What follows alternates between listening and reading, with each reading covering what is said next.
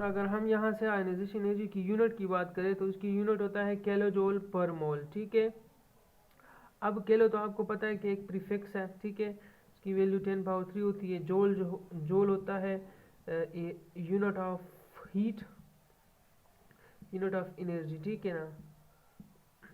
और मोल तो आपको पता है कि मोल क्या होता है। मोल आपके पास 6.023 × 10⁻³ नंबर ऑफ सब्सटेंसेस को, नंबर ऑफ एटम्स को जो है हम लोग 1 मोल कहते हैं, ठीक है। अब हम लोग फॉर एग्जांपल ले लेते हैं सोडियम का। मैं आपको बता देता हूँ कि सोडियम गैसियस एटम है 1 मोल।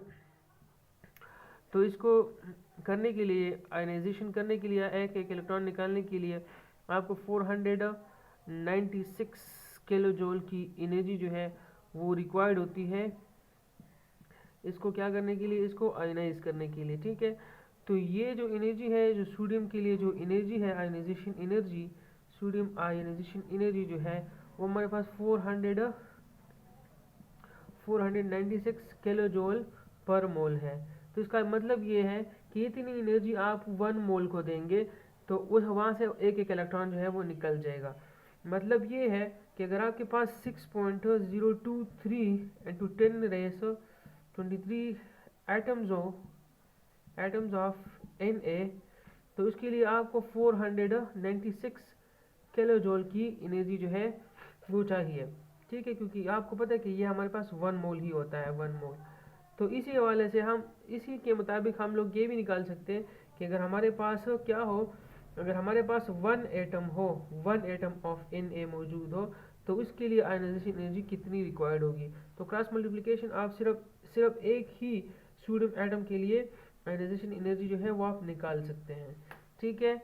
तो ये उसका यूनिट था, और ये असल में जो यूनिट होता है ना वो एक मोल के हिसाब से दिया गया होता है, लेकिन इस मोल से ना आप सिर्फ एक ही एटम की भी निकाल सकते हैं। लेकिन समझने की बात यह है कि ये मोल की मतलब 1 मोल ऑफ सब्सटेंस के लिए इतनी किलो जूल। 1 मोल का मतलब होता है कि इतने एटम्स के लिए जो है वो इतनी एनर्जी चाहिए होगी कि वहाँ से एक एक इलेक्ट्रॉन को निकाला जाए। अगर आप फाइंड आउट करना चाहते हैं कि एक एटम से कितना, एक एटम से एक इलेक्ट्रॉन निकालने के लिए कितनी एनर्जी चाहिए होगी, तो फिर वो क्रॉस मल्टीप्लिकेशन के थ्रू आप निकाल सकती हैं, ठीक है। अच्छा इसके अलावा हम लोग factors affecting of ionization energy करेंगे, ठीक है।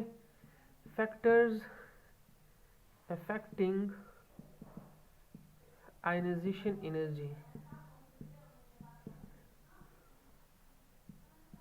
तो इसमें हमारे पास फैक्टर क्या है। एक तो उसका एटॉमिक साइज बहुत ही इंपॉर्टेंट फैक्टर है, एटॉमिक साइज है, और न्यूक्लियर चार्ज भी है। अब इन सब को मैं आपको डिटेल में एक्सप्लेन करूँगा, ठीक है। इलेक्ट्रॉनिक कन्फिग्रेशन भी है और शील्डिंग इफेक्ट भी है, ठीक है। अब ये चीज़ें आयनाइजेशन एनर्जी के ऊपर कैसे डिपेंड करती है वो इंशाल्लाह मैं आपको नेक्स्ट उसमें पढ़ाऊंगा, ठीक है ना। फैक्टर्स अफेक्टिंग हम आगे फिर पढ़ेंगे, ठीक है। अभी आपने आयनाइजेशन एनर्जी पढ़ी कि आयनाइजेशन एनर्जी बेसिकली होती क्या है, और उसके फैक्टर्स भी मैंने आपको बता दिए। लेकिन एक चीज़ और भी है, एक होती है आयनाइजेशन पोटेंशियल। चलो वो मैं आपको बाद में बताता हूँ, इसको मिटा के। अच्छा, बुक में एक और चीज़ भी लिखी हुई होती है कि आयनाइजेशन पोटेंशियल भी उसको कहा जाता है। तो आयनाइजेशन पोटेंशियल हम लोग इस केस में कहते हैं जब हम बेसिकली पोटेंशियल डिफरेंस के थ्रू जो है, पोटेंशियल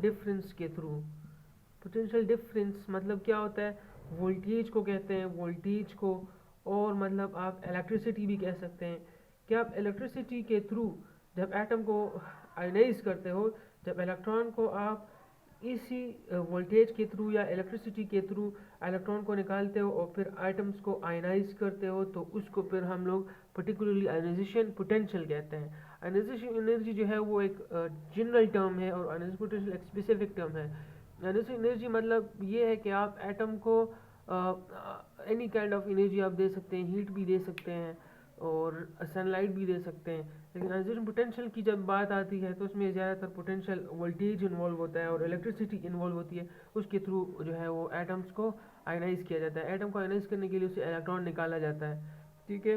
अगर आप यहाँ पे आयनाइजेशन एनर्जी की बात करें